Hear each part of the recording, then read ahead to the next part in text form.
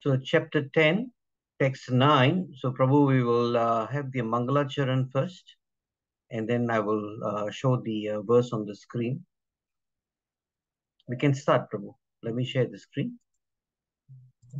Omangana Timirandasya Gananjana Shalakaya Chakshun Militam Yena Tasmai Shri Gurave Namaha Shri Chaitanya Manobishtam Stapitam Yena Bhutale Swayamupakadamayam Dadati Swapadantikam Vandeham Shri Guru Shri Utapadakamalam Shri Gurun Vaishnavam Cha Shri Rupam Sagrajatam Saganaraganatam Vitam Tam Sajivam Sadvaitam Savadutam Parijana Saitan Krishna Chaitanya Devam Shri Radha Krishna Padan Sagana Lalita Shri Vishakan Vitam Cha Hey Krishna Karuna Sindhu Dina Bandhu Jagatpate Gopisha Gopika Kanta Radha Kanta Namostute Tapta Kanchana Gorange Radhe Vrindavaneshwari Vishabhanu Sudete Pranamami Hari Priye Panchakalpata Yubhyascha Kripa Sindhu Bhyevacha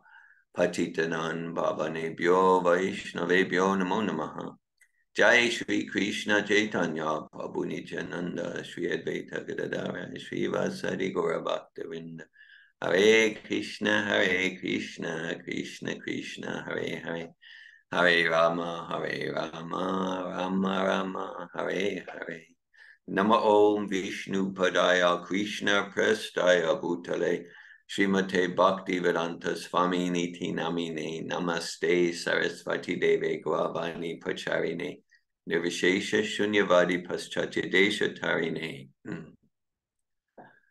Om Namo Bhagavate Vasudevaya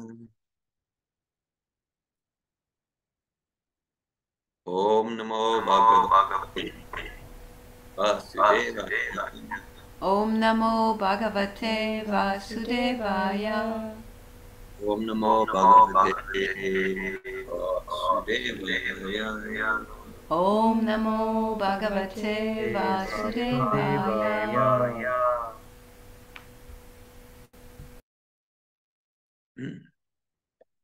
Hare Krishna. It's September 16th, 2023, and we're studying Bhagavad-gita as it is, chapter 10, text 9. Machita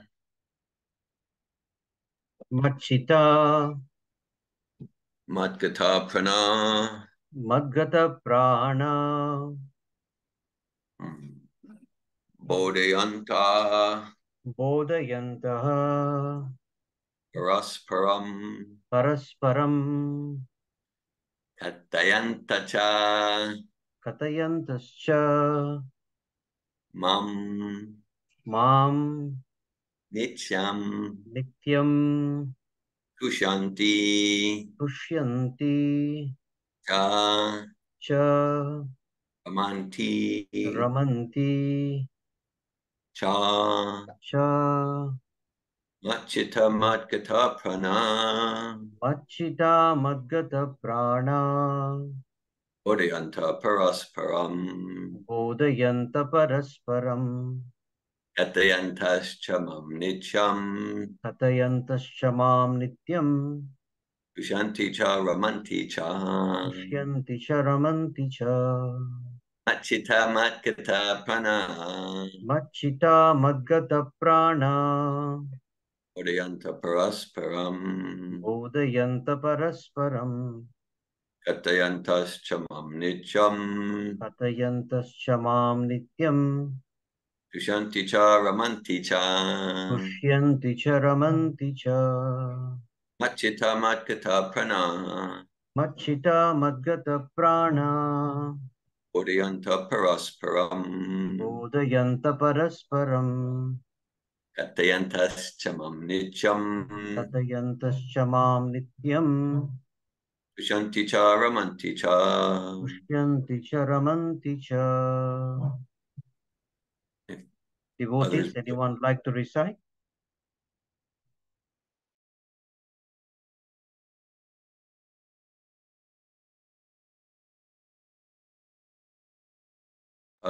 Christy, you can recite the verse. Machita madgata prana bodhayanta Machita Madgata Pranam. bodhayanta parasparam Odayanta Parasparam. kathayantas chamam nityam Katayantas Chamam Nityam. tushyanti cha ramanti cha Dushanti Cha Ramanti Cha. Machchitta madgata prana Vachita Gudgata Pran, bodhayanta parasparam Udayanta Parasparam, kathayantascha mam nityam Deyata Shama Nityam, tushyanti cha ramanti cha. Shanti Charamanti Cha. Machita Madgata Prana, Machchitta madgata prana Udayanta Parasparam, bodhayanta parasparam Katayanta Shama Nityam, kathayantascha mam nityam Shanti Charamanti Cha. tushyanti cha ramanti cha. Machita Madgata Prana Machita Madgata Prana Bodhayanta Parasparam Bodhayanta Parasparam Katayantas Chamam Nityam Katayantas Chamam Nityam Tushyanti Charamanti Cha Tushyanti Charamanti Cha Machita Madgata Prana Machita Madgata Prana Bodhayanta Parasparam Bodhayanta Parasparam Katayantas Chamam Nityam Katayantas Chamam Nityam Tushyanti Charamanti Cha Tushyanti Charamanti Cha Machita Madgata Prana Machita Madgata Prana. Bodhayanta Parasparam Odayanta Parasparam. Katayantas Chamam Nityam Katayantas Chamam Nityam. Tusyanti Charamanti Cha. Dushanti Cha Ramanti Cha. Machita Madgata Pranam Machita Madgata Prana. Bodhayanta Parasparam Odayanta Parasparam. Kathayantas Chamam Nityam Katayantas Chamam Nityam. Tusyanti Cha Ramanti Cha. Dushanti Cha Ramanti Cha. All right, we'll go to the word meanings. Machita. Machita Minds fully engaged in me. Minds fully engaged in me. Matgata Prana. Madgata Prana. Lives devoted to the service of Krishna. Lives devoted to the service of Krishna. Bodhayanta. Bodhayanta. Preaching. Preaching. Parasparam. Parasparam. Among themselves. Among themselves. Katayanta Cha. Katayanta Cha. Talking also. Talking also. Mam. About me. Nityam. Nityam. Perpetually. Tushyanti. Are pleased. Cha. Also. Ramanti. Enjoy transcendental bliss. Cha. Also. Translation. The thoughts of my pure devotees dwell in me, their lives are surrendered to me, and they derive great satisfaction and bliss, enlightening one another and conversing about me. This is one of the seed verses of Bhagavad-gita, one of the four nutshell verses. And the purport by His Divine Grace, A.C. Bhaktivedanta Swami Prabhupada. Pure devotees whose characteristics are mentioned here engage themselves fully in the transcendental loving service of the Lord. Their minds cannot be diverted from the lotus feet of Krishna. Their talks are solely on the transcendental subjects. The symptoms of the pure devotees are described in this verse specifically. Devotees of the Supreme Lord are 24 hours daily engaged in glorifying the pastimes of the Supreme Lord. Their hearts and souls are constantly submerged in Krishna, and they take pleasure in discussing him with other devotees. In the preliminary stage of devotional service, they relish the transcendental pleasure from the service itself, and in the mature stage, they are actually situated in love of God. Once situated in that transcendental position, they can relish the highest perfection which is exhibited by the Lord in his abode. Lord Chaitanya likens transcendental devotional service to the sowing of a seed in the heart of the living entity. There are innumerable living entities traveling throughout the different planets of the universe, and out of them, there are a few who are fortunate enough to meet a pure devotee and get the chance to understand devotional service. This devotional service is just like a seed, and if it is sown in the heart of a living entity, and if he goes on hearing and chanting, Hare Krishna, Krishna Krishna, Hare Hare, Hare Rama, Rama Rama, Hare Hare, that seed fructifies, just as the seed of a tree fructifies with regular watering. The spiritual plant of devotional service gradually grows and grows until it penetrates the covering of the material universe and enters into the Brahmajyoti effulgence in the spiritual sky. In the spiritual sky also, that plant grows more and more until it reaches the highest planet, which is called Goloka Vrindavan, the supreme planet of Krishna. Ultimately, the plant takes shelter under the lotus feet of Krishna and rests there. Gradually, as a plant grows fruits and flowers, that plant of devotional service also produces fruits, and the watering process in the form of chanting and hearing goes on. This plant of devotional service is fully described in the Chaitanya Charitamrita. It is explained there that when the complete plant takes shelter under the lotus feet of the Supreme Lord, one becomes fully absorbed in love of God. Then he cannot live even for a moment without being in contact with the Supreme Lord, just as a fish cannot live without water. In such a state, the devotee actually attains the transcendental qualities in contact with the Supreme Lord. The Srimad Bhagavatam is also full of such narration about the relationship between the Supreme Lord and his devotees. Therefore, the Srimad Bhagavatam is very dear to the devotees. In this narration, there is nothing about material activity, sense gratification, or liberation. Srimad Bhagavatam is the only narration in which the transcendental nature of the Supreme Lord and his devotees is fully described. Thus, the realized souls in Krishna consciousness take continual pleasure in hearing such transcendental literatures, just as a young boy and girl take pleasure in association.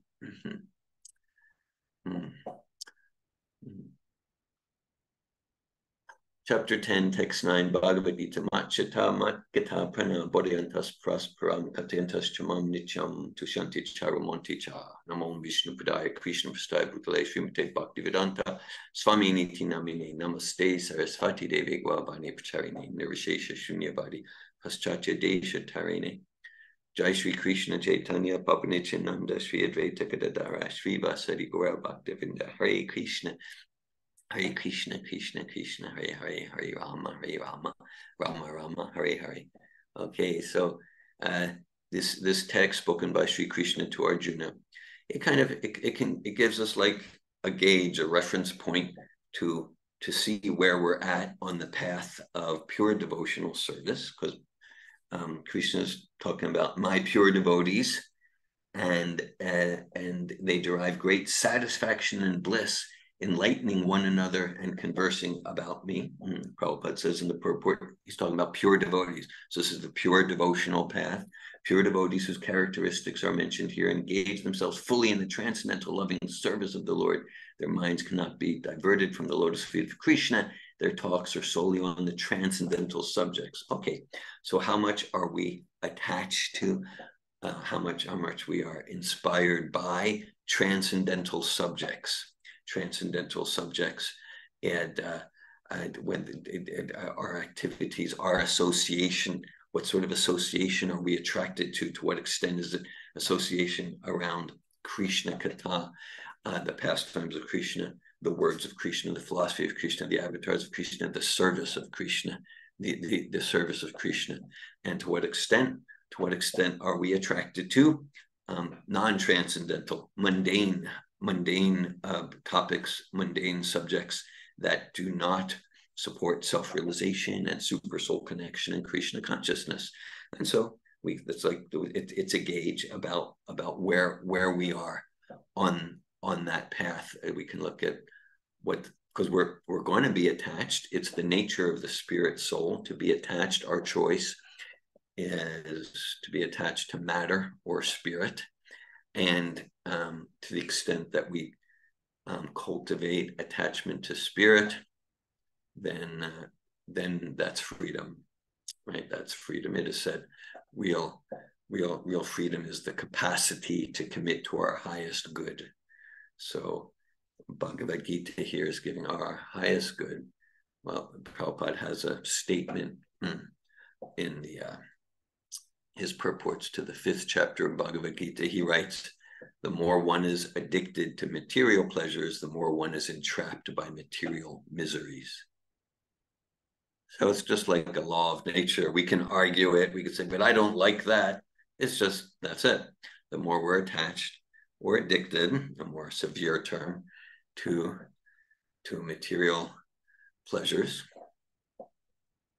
sense gratification, the more we're entrapped by material miseries. And so that propensity for attachment, that's there. Like complete absolute independence, that's not our nature. Our choice is where to direct the propensity for dependence. So to the extent that we're directing our propensity for attachment to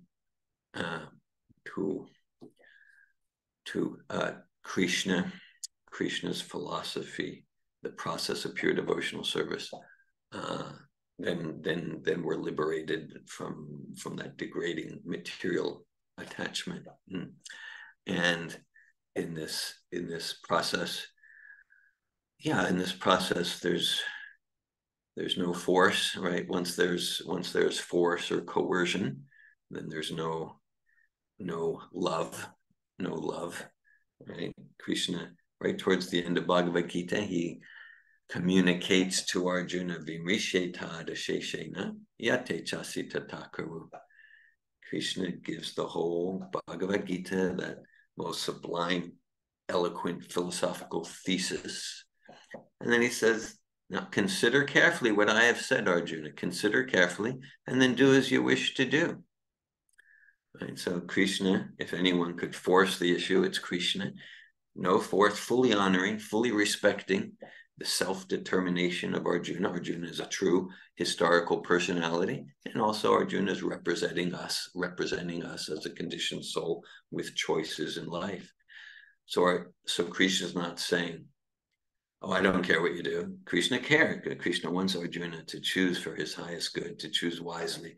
No force. Once there's force, there's no love. Love means voluntary exchange between two conscious beings. So Krishna gives so many paths in Bhagavad-gita, and they all lead to devotional service. We can look at many paths in Bhagavad-gita, and what's very clear is they all lead to devotional service, whether it's the physical yoga process, the varnashram process, the cognitive intellectual jnani process, the seeking impersonal realization of the absolute ultimately leads to devotional service, karma yoga. So Krishna wants Arjuna to choose to love him, but there's no force. There's no force. And so we're certainly encouraged to choose this path of pure devotional service. And then this verse provides, we can look at how much are we attached to associations like this. Here we are with about 12 or 15 I'm very glad to be associating with sincere followers of Srila Prabhupada, and I'm eager to hear and discuss Krishna's words, Bhagavad-gita, Krishna's words, Bhagavad-gita. And Prabhupada gives the example of like a fish in water, right? So that's why we're in. So this isn't like it's not even about good or bad in the relative sense. Lord Chaitanya says in Chaitanya Charitamrita, Dvaite Bhajra Bhajagana Sabomano Dharm. Sabomano Dharm. And he says that this idea, material good and bad, so that's all an illusion, that's all a mistake. We're talking here about absolute good. And that's why Krishna is encouraging us. He's encouraging us, yet choose the path of pure devotional service, because then that's your eternal happiness, like a fish. A fish in the metaphor is happy in water. We can take a fish out of the water. Doesn't matter what we give it, doesn't matter what amenities, what opulences it has, it's going to suffer, be tortured, tormented, die. Like that. So it's Nitya Siddha Krishna Prema Saja Kabunai Shravanadi, Shuddhachate Karyayudai. That's love of Krishna is eternally situated in the heart of all living entities, and it's naturally awakened. It's naturally awakened by by this process of hearing and chanting. Shrinvatam Svakata Krishna Punya Shravana Kirtana Vidanta Stoya Bhajani Vidunoti Saritsatam. Sri Krishna, the personality of Godhead, who is the super soul Paramatma in the heart of all living entities and the benefactor of the truthful devotee, personally cleanses the heart from material desire. For the devotee who has developed the attachment to hear and chant his messages, which are in themselves virtuous when properly heard and chanted. So it's like Prabhupada referencing Lord Chaitanya's teachings to Rupa Goswami in chapter 19 of Madhya Lila, Chaitanya Charitamrita, the whole metaphor, the metaphor of like the garden of the heart and weeding, and then if we garden properly, then the plant grows. The plant grows, and it goes all the way up to Goloka Vrindavan. I worship that transcendental seat known as Sveta Dweep, right, where every tree is a transcendental purpose tree, and all water is nectar, every step is a dance, every word is a song, and so the plant goes there, and then what does one? So through the process of chanting and hearing about Krishna, then what does one do when the plant gets there? More chanting and hearing. It is sometimes said the reward for devotional service is more service. That's the reward. Okay. So what do I get? What do I get if I serve? You get the opportunity for more service. Okay. So yeah. So that's spiritual consciousness. That's pure devotion. That's all the devotional heart wants. Let me just deepen my enthusiasm to serve. I'm not looking for any reciprocation. And then the paradox is that to the extent that we as spirit souls develop that pure devotional attitude, we're not even concerned about our happiness. But let me serve Srila Prabhupada. Let me serve his mission. Noyana prasarve not to kashtana bibyate. Svarga pavarga narakesh vapitoyarta darshina. That's Lord Shiva talking to his consort Parvati, saying, these devotees are amazing. They could be in heaven or hell. Doesn't matter, as long as they can serve. As long as they can serve, that's all they want. So then the paradox is, to the extent we develop that unconditional service mentality, though we're not thinking about ourselves, then we experience the bliss that's inherent to the soul, that's alive to itself, like a fish in water. So yeah, so this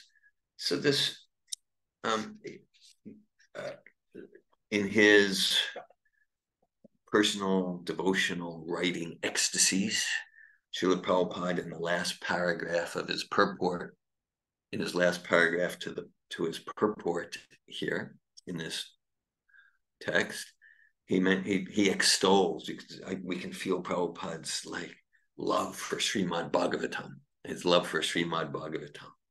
So Srimad Bhagavatam, it's the natural follow-up book to Bhagavad-gita. Bhagavad-gita is spoken about Krishna, and because this verse, Krishna is saying, that's what the pure devotees love to do, right? They derive great satisfaction and bliss enlightening one another and conversing about me. So that's Srimad Bhagavatam. That's the Srimad Bhagavatam.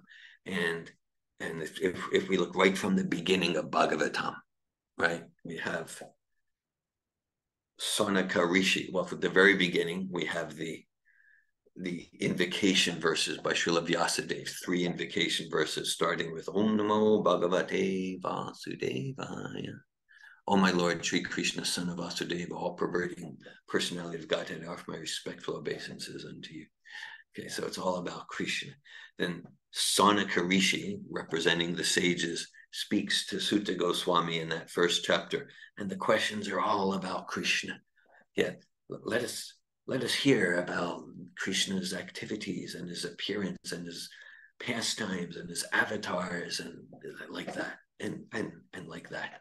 And then Sutta Goswami responds, right? He responds, Munaya Saruprishtvam Bhavadbir Lokamangalam Yat Krita Krishna. It's all about Krishna. So the sages are asking all about Krishna in the first chapter. And then the next 334 chapters, it's all about Krishna and his avatars and his pastimes and his philosophy.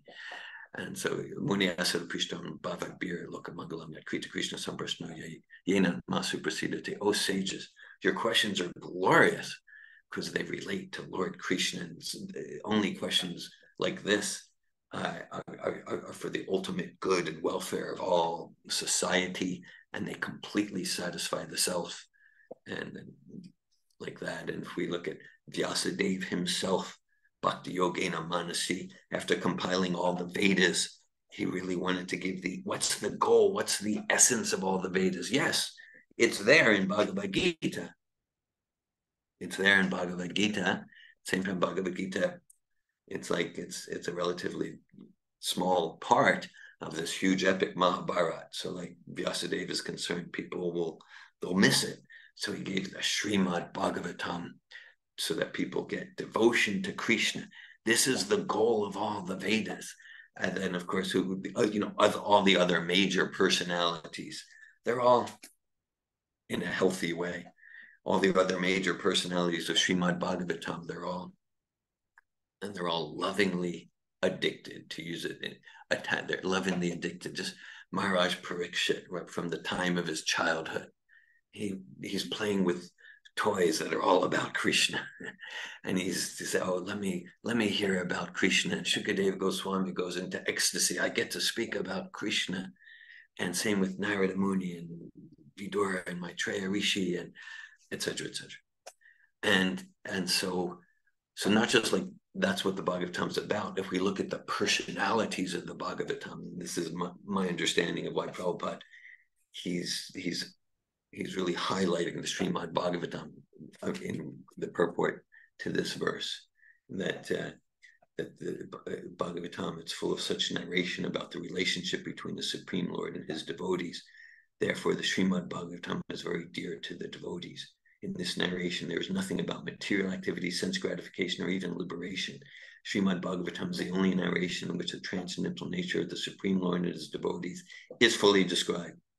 Thus, the realized souls in Krishna consciousness take continual pleasure in hearing such transcendental literatures, just as a young boy and girl take pleasure in association. So, very, very wonderful comparison, right? So, like everyone can relate to like the romantic attraction, men and women, boys and girls are just natural. One doesn't need to go to school to learn like how to be attracted, like that. and Rupa Goswami uses that analogy. So like everyone can understand that. Everyone can understand that. So the realized souls, the souls awaken to themselves. They get similar pleasure, not in hearing about mundane romance or adventure or violence or like that, but transcendental pleasure in hearing about Krishna and Krishna consciousness and the pure devotees of Krishna. So of course, this bhakti yoga, it's very world embracing. It's not world rejecting.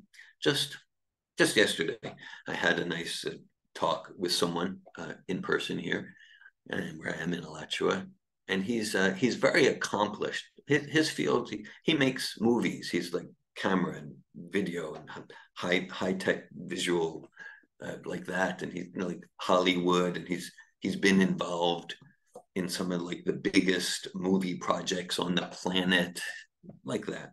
And he's very accomplished in his field. And he was talking to me, and he was saying, yeah, it's been like an adventurous career, and he's still doing it. But he said, even though it's glitzy and glamorous, and he travels all over the world to do his camera work for big movies, and he said it's all about entertainment. It's all about entertainment ultimately. And he says, like, so now he's just more and more as his life goes on, he wants to use his skill, his training in making movies, making videos that serve Prabhupada's movement, that serve Krishna. And he said, and now he's beginning to do that. That's why he was here. He was interviewing me for some project and taking some clips of me typing on my computer and stuff like that. And so he's beginning to. He said, no, this is satisfying. This is satisfying. So because whether it's movie making or whatever, or business, or we're in academia, it's all Krishna's energy. And so spiritual realization, Krishna consciousness, means cultivating the intelligence and the enthusiasm to use Krishna's energy in Krishna's service. To reject Krishna's energy, that's a form of impersonalism. Narada Muni says also in the first canto of Srimad Bhagavatam, idam hi pumsas tapasa shutasya va suktasya siktasya chabudi dateo avichutortanar kavibir nirupito yaruttamashloka gunanuvarnana. Says that him and Prabhupada in the purport, they talk about psychology, they talk about economics, they talk about politics, they talk about physics and chemistry. They said, yeah, so the perfection of all these fields is not to reject them, but the perfection of all those fields is to engage them intelligently in the service of Krishna. And of course, it's important to exercise caution in that endeavor. If we go into I'll put it in quotes, material energy, from Krishna's point of view, nothing is material. Krishna's point of view, nothing's material. And just like from the engineer at the electric generating company, it's all electricity, but the electricity can flow through one set of wires, and it produces cold through a refrigerator. Another set of wires, it produces heat through the heater. Okay, but it's all electricity. So from our point of view, it's important to distinguish matter from spirit. Matter means that association, that vibration, that activity, which will tend to alienate the self from itself and move us into deeper forgetfulness of who we are as spirit souls, servants of Krishna, Jivara Srupoi, Krishnera Nichidas, Krishnera Tatasta Shakti, Beta Prakash. And spiritual activity, spiritual vibration, spiritual relationship, spiritual occupation, spiritual profession, it's that which deepens our inspiration, our realization of who I am is not the body, and as a servant of Krishna. So if we to the extent that I endeavor to engage Krishna's energy in a particular field in Krishna's service, and I don't have realization how to do that because I'm too covered, the diamond soul's too covered, then I'll probably get further entangled in the complicated meshes of the cycle of birth and death. So it's not a whimsical thing. It's not a whimsical thing. And that's where, so like Prabhupada's amazing, as we all know, but just in this purport, just there's so much there in that, in this slightly over a page purport. There's just so many key themes eloquently described. Krishnadas Kaviraj Goswami says, concise truth expressed, essential truth expressed concisely is true eloquence. So that's Srila Prabhupada. So Prabhupada, three main literatures: Bhagavad-gita, Srimad Bhagavatam, and Chaitanya Charitamrita. And it's not like an accident that Prabhupada gave us those. Sure, Prabhupada, he wanted to give us other literatures that expand on that. But those are the three main. So he made sure he gave us those: Bhagavad-gita, Srimad Bhagavatam, and in this purport, he references Lord Chaitanya. So that's a key text in Srimad Bhagavatam. Krishna Varnam Tisha Krishnam Sango Pangastra Parshadam Yage Sankirtanam Prayer Yajanti Sume Dasaha. Again, there's so many paths in the Vedas. But in this particular age, Sankirtan, Krishna appears in a golden form, in a non-blackish form, as Lord Chaitanya. That's predicted thousands of years ago, that Lord Chaitanya would appear thousands of years later. And he appeared about 530 some years ago. And Lord Chaitanya he's really a combined, he's an integrated form of Radha and Krishna, Sri Krishna Chaitanya, Radha Krishna Nayanya. So Lord Chaitanya appears. And so Bhagavatam predicts him, and the process he gives is Sankirtan, complete. He gives kirtan. He personally would demonstrate. He would go out into the streets, ecstatic kirtan, engage the living entities. So it's not world rejecting, but he's going out, share kirtan, share Krishna philosophy, share Krishna prasadam. That's the spirit. And as we alluded to a few minutes ago, it's not a cheap process. And so Prabhupada, just in this purport, again, talks about Bhagavatam, Lord Chaitanya, as a devotee sangha, and he mentions the current link principle, the spiritual master principle, Brahmanda Brahmite Kona Bhagavan Jiva, Guru Krishna Prasade Paya Bhakti Lata Bij. Right? So Prabhupada says, there are innumerable living entities traveling throughout the different planets of the universe. And out of them, there are a few who are fortunate enough to meet a pure devotee and get the chance to understand devotional service. And then Prabhupada goes on to talk about the seed and pulling the weeds and watering the garden through chanting Hare Krishna, Krishna Krishna, Hare Hare, Hare Rama, Rama Rama, Hare Hare. So, okay, so this is very important. This is the system, the system that we approach. We understand the pure devotional path. Again, first we're encouraged to at least choose that path, at least conceptually. Yes, that's what I want in my life. Pure devotional service to Krishna. That's what I want. Krishna, the Supreme Personality of God. We can say pure devotional service to God. God's a more generic term, and Krishna is the personality of Godhead. So that's what I want. I can pure, complete, 100% devotional service from the depths of my heart. I'm far from that. Okay, but at least if we say, well, at least that's the path I've chosen.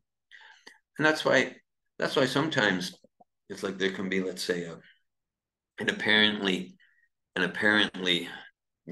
highly realized, like, impersonalist, Mayavad, and maybe they're apparently very austere, this and that, and in some ways they're like far more evolved and advanced than maybe someone just knew a new Bhakta or Bhakti. When I say new Bhakta or Bhakti, it could be like someone in the first week, but it could be someone in the first 50 years.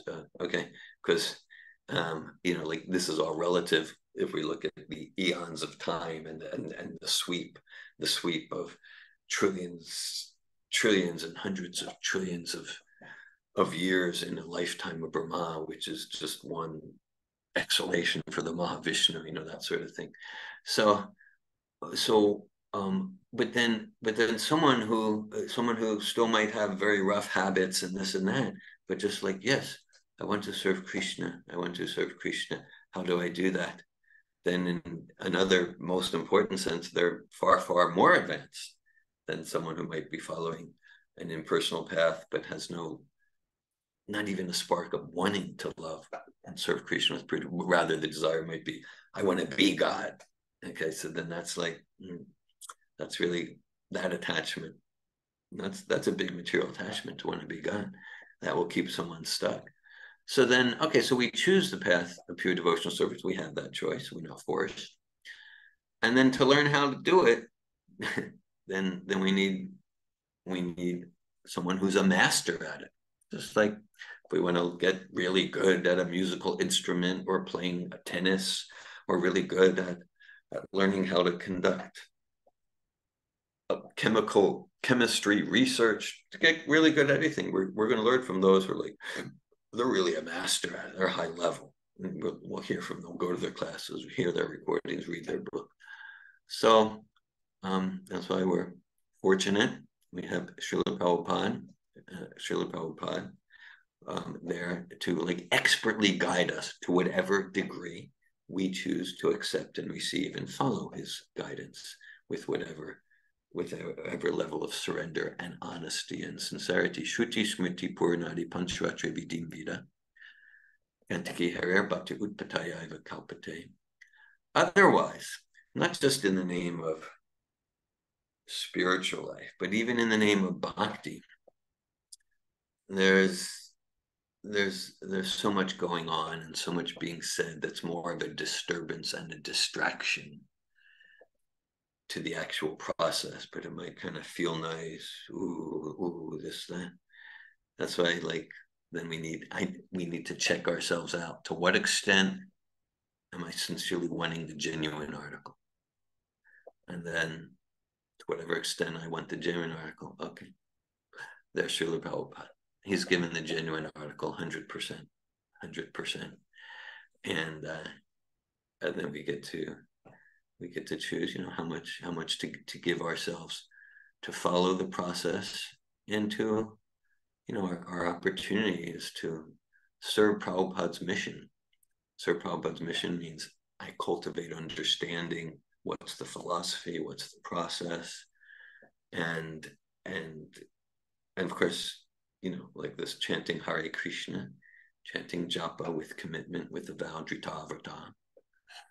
That's chanting is, it's a prayer. It's a prayer, and simultaneously it's an answer to the prayer. The essence of the chanting Hare Krishna is, my dear Lord Krishna, please engage me in your service. And then the foundational service we get to do is chanting Hare Krishna. Chanting the names of Krishna is the foundational service. And from that, all other services expand and are inspired and revealed. And then again, the process is we understand Krishna and the process of devotional service through Krishna's pure devotee. So we have our Shakti Vesha Avatar, Srila Prabhupada, as our current link to the Prabhupada, to guide us in making distinctions, in making, right? Knowledge is power. Knowledge, intelligence means the capacity to make distinctions. That's true in any field, right? Whether it's cooking or driving or any profession, any craft, any art, making distinctions, that's power. So Prabhupada guides us, just like in this very purport, we can look at how many distinctions are there, distinctions about us. So the more we make intelligent, spiritually inspired distinctions about our association, our practice, our habits, then the more we'll experience powerful results in our heart, in our consciousness, as Krishna says, Rajaguyam, Rajavijam, Pavitram, Idam Uttamam, Prajakshavāgamam Dharmyam, Shushukam Kartumavyam. Krishna says this isn't just some abstract theoretical, it's not, what do you believe? I believe this, I'm of this, I'm of that. I'm a Buddhist. I'm a Hare Krishna. No, this is it's directly experienced. You said that this is the perfection of spiritual life.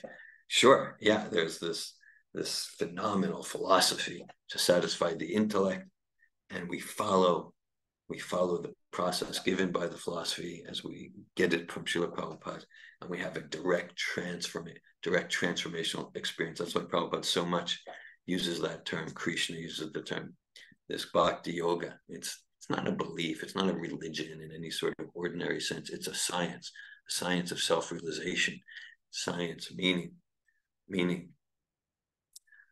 there's let's call it a consistent, rigorous, flawless hypothesis. We can apply our intelligence, try to find flaws. We found, oh no, this is perfectly rational, logical.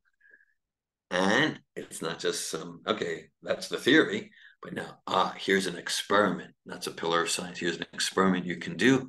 And like in this verse, and Krishna says, try the experiment, and I predict you'll experience great satisfaction and bliss. So that's like the laboratory, in the laboratory of our consciousness. Bhagavad-gita, chapter 10, text 9. Machita matgata pranab bodhyantas praspram katyantas chamam nicham tushanti charamonticha. The thoughts of my pure devotees dwell in me. Their lives are surrendered to me, and they derive great satisfaction and bliss, enlightening one another and conversing about me. Hare Krishna, thanks for your presence, attention, and association. Hare Krishna. I welcome any comments? Thank you. Hare Krishna. Any questions from the devotees that we could take now?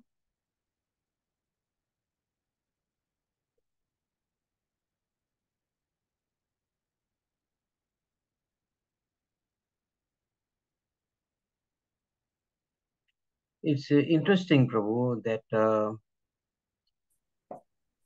Prabhupada translates the word bodhayantaha as preaching. And how should we as devotees understand the word preaching? Because it's taken on a lot of negative connotations in the world out there right now. So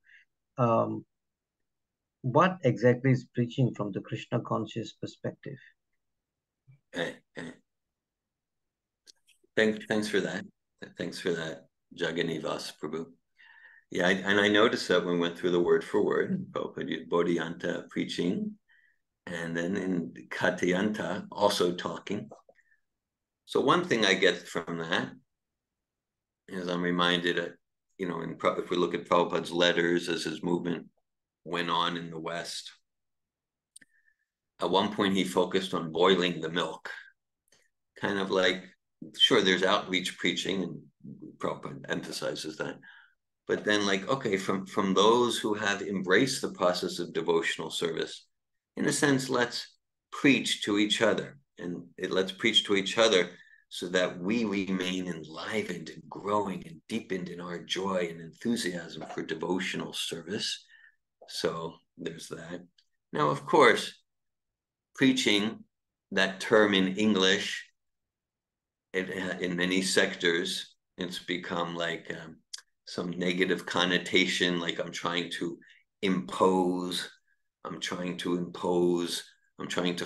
because I'm so insecure in myself, I need to preach to you so you can be like me, and preachers are obnoxious and arrogant. So there's all those connotations.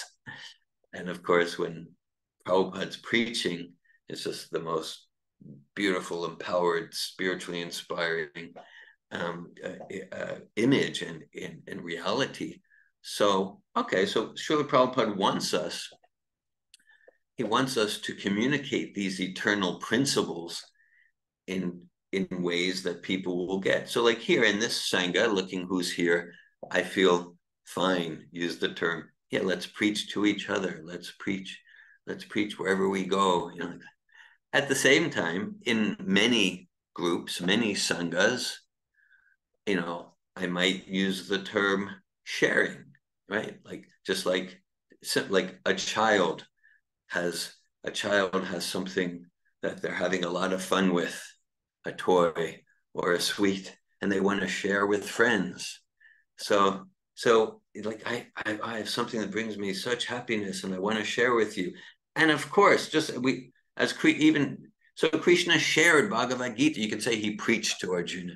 He shared this sublime philosophy and process with Arjuna. And then towards the end, Yate chasi tatakaru. Now do as you wish to do. So preaching in its essence, the way Prabhupada's meaning it, the Lord, there's no force. It's truly from a loving, sharing place. So that's the essence. And of course, to communicate that essence, we might sometimes not use the word preaching, because then people will preach. Oh, I don't want anything to do with preaching. I don't want to preach. I don't want to be preached to. So we use different language to communicate the universal principle. Thank you, Prabhu. Thank you. Archana Mataji, you have a question? Yes, Prabhu. Hare Krishna, thank you very much. Dhira Govinda Prabhu, very nice class. I wanted to just comment on this, that when you mentioned about devotees from the Srimad Bhagavatam, and how Tushanticha Ramanticha is happening in the Srimad Bhagavatam, Bodhayanta Parasparam, when Shaunaka rishis are meeting Sutta Goswami, and how even Maitreya and Vidura are meeting. So you can see that most of the time they are meeting in some very remote jungle, in some forests or some places like that. And here also we are situated in some kind of remote places. You are in Alachua, we are in Singapore, some maybe from India. So it's like they're all coming together and sharing something like that. But is there something like a qualification or a ripe time or a ripe moment when we get such good association that we can share beautiful moments of spiritual realizations and Srila Prabhupada's teachings? So is there something like that, or it's just like it just happens casually, or it just happens causelessly? Okay, thanks for sharing. My question is, should we come to do something, or should we make an attempt so that we can get such association, or is it just that we don't have to do anything and it will just come? Okay, thanks for sharing. I mean, from what I'm understanding, from what you're sharing and asking, I mean, a few things are coming. One thing, you use that term, some like remote, and okay. So actually, we're in Alachua, Florida, which is about 20 minutes away from Gainesville, Florida. And Prabhupada in 1971, he visited Gainesville, and he gave a talk on the campus grounds, like outdoor talk. And in his talk, he actually referred to Gainesville, Alachua as this remote corner of the world, very, very far from the center. It was like Mayapur, the land of Lord Chaitanya. So of course, for here, it was shocking. How could you call Gainesville, Florida? This is the center of the universe. How do you refer to it as this remote corner of the world?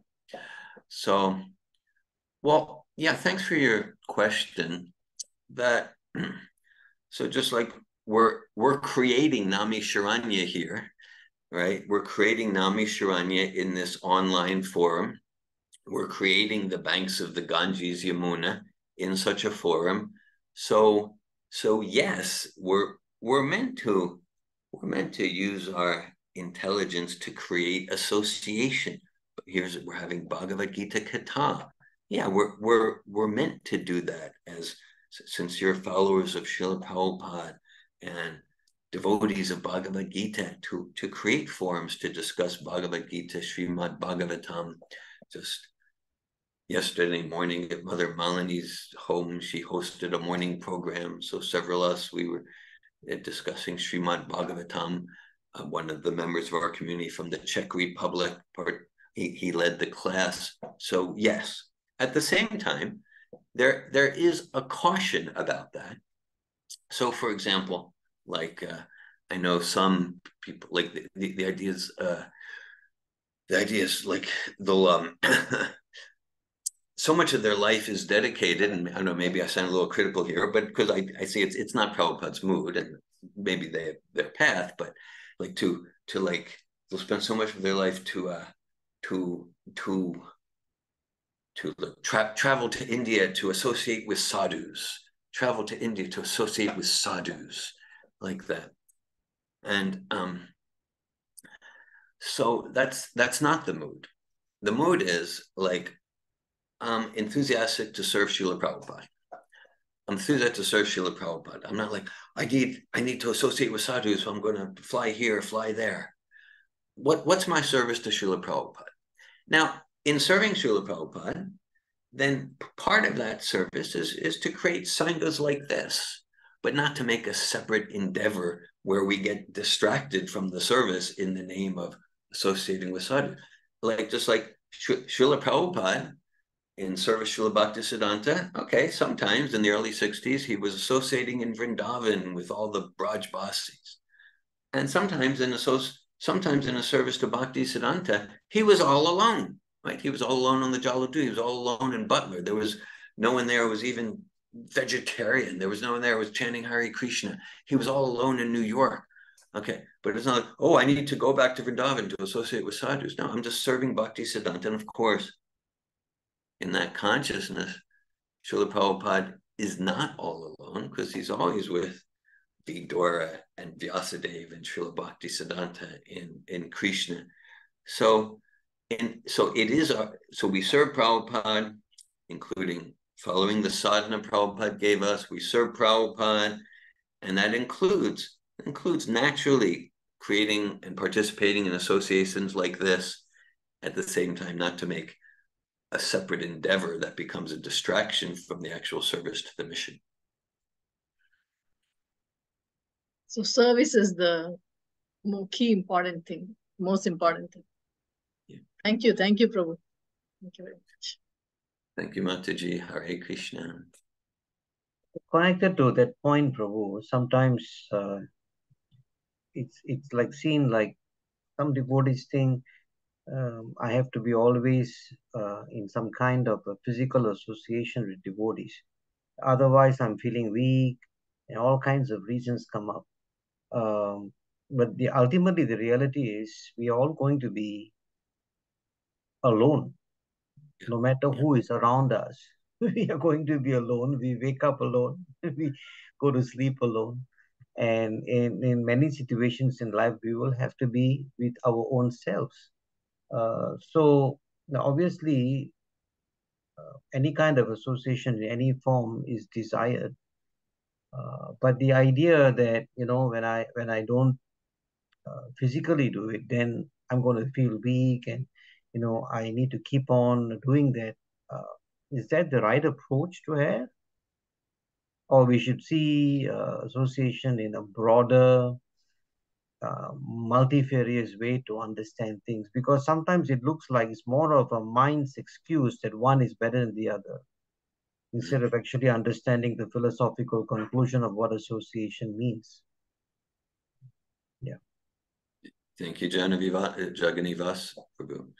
Yeah, I appreciate your question. It points to lots of powerful, vital distinctions. So yes, but Prabhupada would say that real association is not physical, right? So association, essentially, it's not like whose bodies are in the same room that I'm in. That's not the essence of association. Prabhupada would say the real association is vibrational, vani. It's preceptorial. So that's such a key point. So we read Bhagavad-gita chapter 10, text 9. We're associating with Srila Prabhupada. We're associating with Arjuna. We're associating with Sri Krishna. That's real association. And sometimes that can be accompanied by physical presence in the same room. Of course, and now we say, well, is this physical association, online video? You can get to a whole question, but the essence is the vani. So it's a very good question, and it's like these things are misunderstood a lot, because that of course, let's call it physical association. Of course, we want to cultivate inspiration for Vapu association with like-minded followers of Srila Prabhupada. Yes, yeah, we want to cultivate that. And we want to also cultivate not being dependent on it. Not being dependent on it. Okay, appreciating in-person physical association, serving prasad, receiving prasad, kirtan in the same room. Yeah, we want to cultivate appreciation for that. And we want to cultivate attachment only to chanting Hare Krishna and serving Prabhupada. And that's and in doing that, maybe sometimes that physical association, we're in a room with 10 other followers of Prabhupada in kirtan, or new people coming who are interested, or maybe it's a festival with hundreds of people. Yeah, we want to appreciate that and develop appreciation and enthusiasm and not be dependent on it. Meaning that if in the course of my service, maybe sometimes I'm all alone, so-called. And just like Prabhupada was all alone when he went to Boston Harbor in New York. And we're deeply enthusiastic to serve Prabhupada, whether I'm with 2 or 3 like-minded people, or 2 or 3,000, or 0, that I'm deeply enthusiastic. So it's like one thing, the idea, real association is the vani, vibration, that's true, but then that can be misunderstood and misused to then minimize, or maybe to start becoming critical of like, oh, I'm not going to associate with like a program like this, because am I using the true fact that real association is vibrational to avoid physical association that could be uplifting for me? That's one thing to consider. And the other thing is, am I using the physical association as a crutch, as an excuse? Well, I don't have the in-person association where I am, so of course I stopped chanting my rounds, and of course I'm depressed because I don't have the physical association in my community. Am I using that as an excuse? So those are some principles and possible pitfalls to watch out for. Thank you, Prabhu. I asked this question also because sometimes, and we see this happening also, that devotees don't read the books. They just listen to a class and think that's sufficient. That's what it's all about. You know? So it's like whatever they hear, they think that's what Srila Prabhupada said. Now, obviously, that may not always be true, because it all depends on whether it's being accurately presented. So obviously, one has to have an understanding of the books to then appreciate a class, or to see where, there may be some things that may not be in line with the book. So it goes together. But there is this tendency to think that going for listening to a presentation by a devotee is a replacement for actually studying the books. Yeah.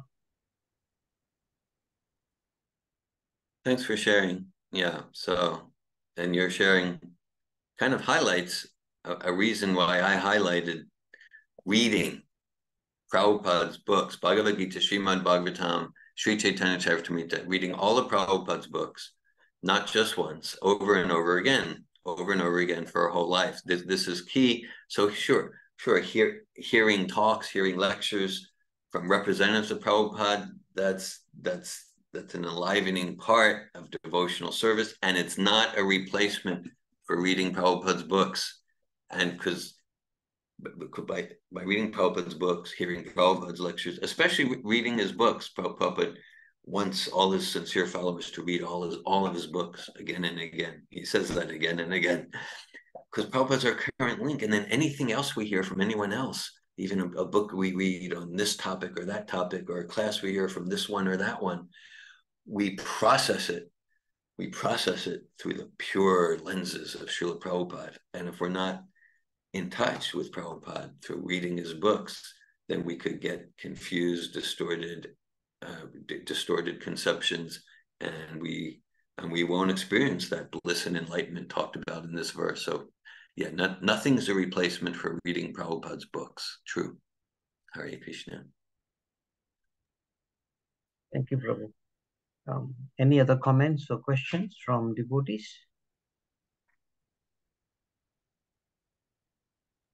Prabhu, what do you say about when people, when devotees want to hear more about other Goswami literatures or other books? They would like to hear more about what the other, like Jiva Goswami has written, the Sandarbhas, or they would like to know what about the Jiva, what about the Paramatma. I mean, Srila Prabhupada has extensively given in his books, but then we would like to research more on that. So is that also okay, or is it considered not so okay? Thanks for your question, Mataji. Yeah. Well, and then again, it relates to kind of what's my service. So as far as okay or not okay, that relates to the extent that our goal is to serve Prabhupada's mission. So okay, if we go there, if we decide that it's my service to go to some of the Goswami's literature, which for most would mean like reading some translation by someone other than Prabhupada. Of course, he gave us some direct Goswami literature. So if we go there, then okay, it's very important. If we wanted to enhance our Krishna consciousness rather than disturb it, it's very important that in going there, we're receiving and processing through our current link, Srila Prabhupada.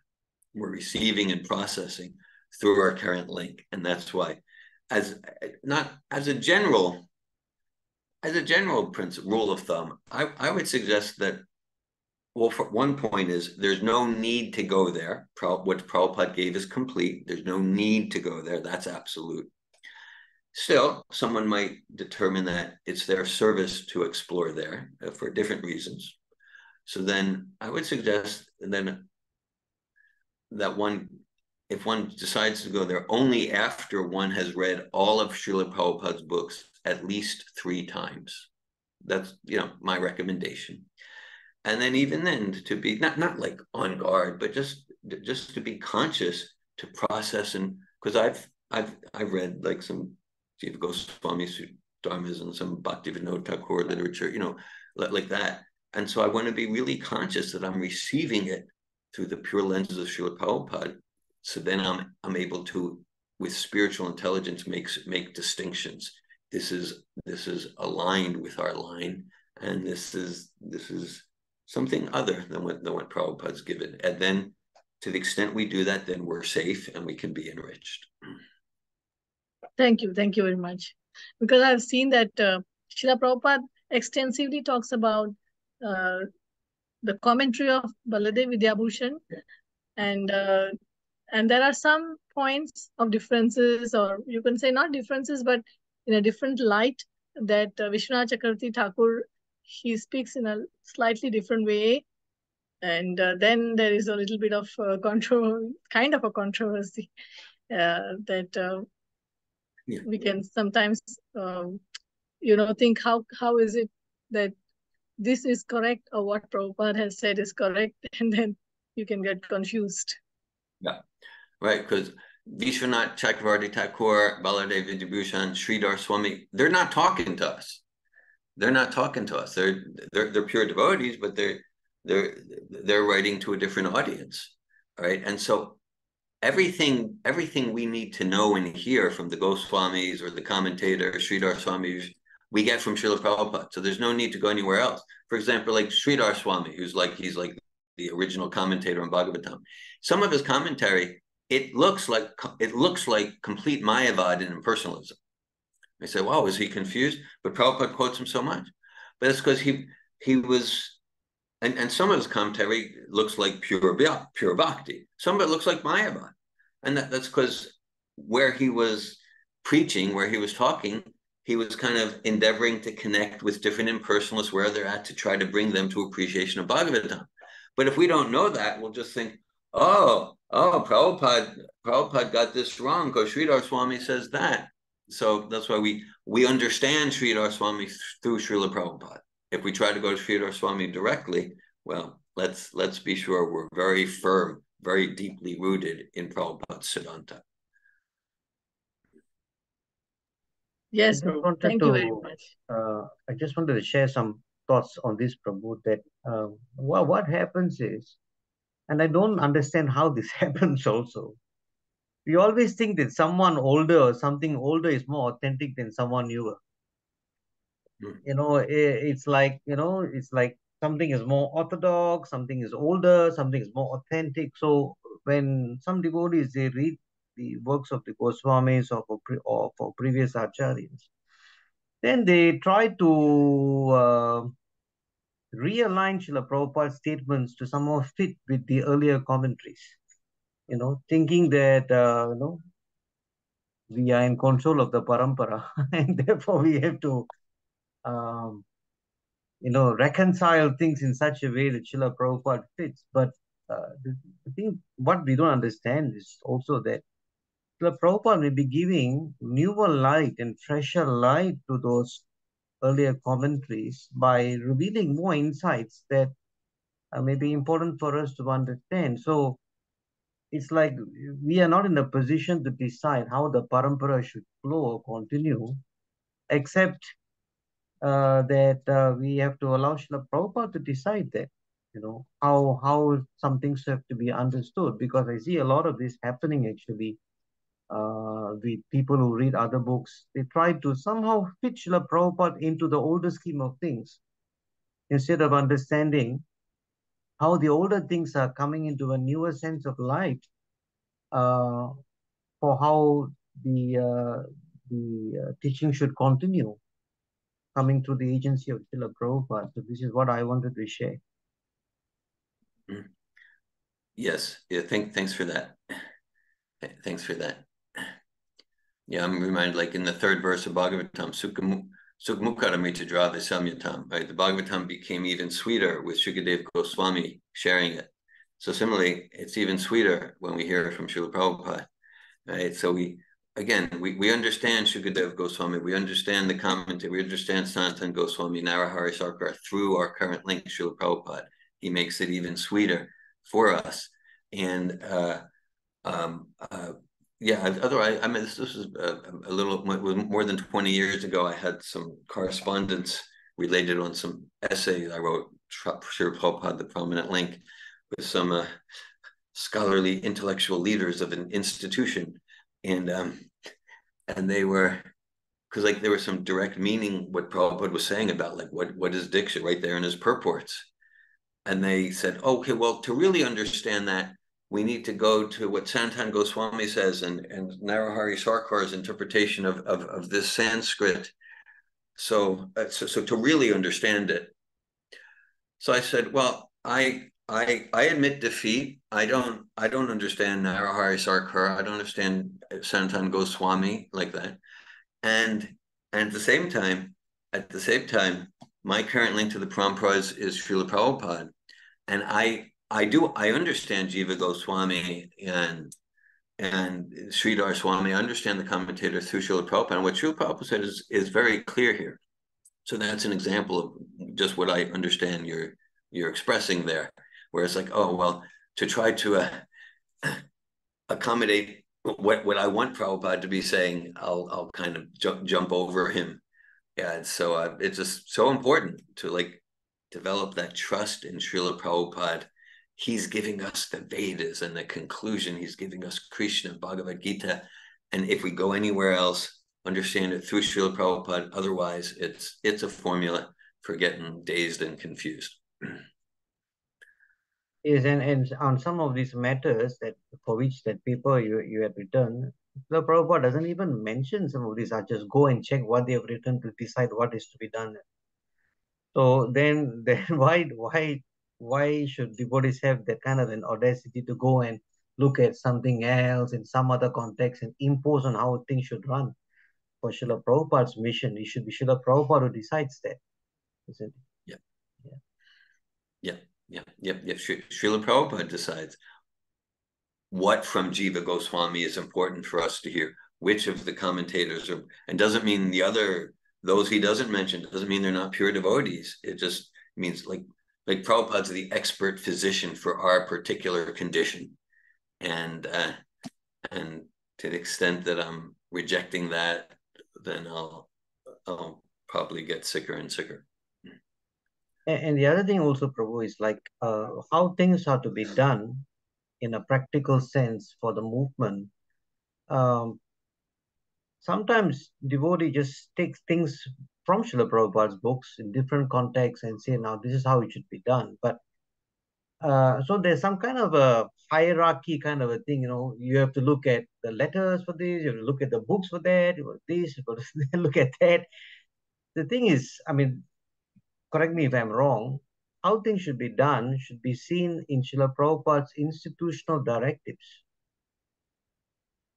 That will be the first thing, isn't it? Because that's how he wants things to be applied. Now, there's so many things that may be said in the books according to the context of the verse or various kinds of understanding of the same issues and all that. So he's presenting all of this. But how exactly he would have wanted us to apply it, that comes from his institutional directives for the whole movement, how it should be done, instead of just randomly picking things from conversations or books. Would I be correct to say that? Well, that opens up quite a discussion. Certainly, Prabhupada, let's say legal documents, institutional directives, they're very important to consider in looking practically how to manage things. They're very important. So I guess I'm not inclined to give an absolute yes in all circumstances to what you're saying. At the same time, for example, in Prabhupada's final will and testament, Prabhupada says that after he, physically, the disappearance past time, that his property, the trustees of his properties should be his initiated disciples, and uses the word initiated. Okay, so it means Prabhupada was envisioning a movement for hundreds and thousands of years where he'd have initiated disciples. So for sure, those are very important. Everything from Prabhupada's transcendental, and we consider anything and everything within the totality of the completeness of Prabhupada's teachings and directives, and that means that points to the.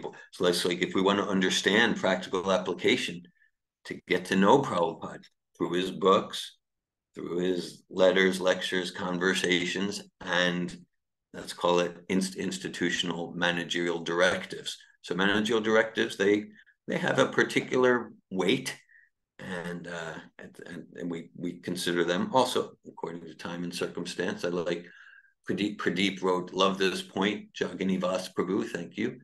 And then he wrote, maybe not randomly, but it is picked to suit the narrative they would like to present.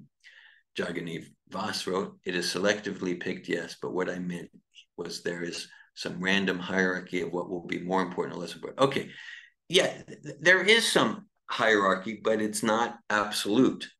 There is some hierarchy, that just like Prabhupada's purports are for the next 10,000 years. And then there could be a letter that he wrote to a particular disciple in a particular circumstance, and let's keep that context. At the same time, there could be a personal letter Prabhupada wrote that has practical application, 50 years later, and we might not get that same insight for practical application from a particular purport. So it's not that the letter is here on the hierarchy, not always. So it gets to some complexity there. Thank you, Prabhu.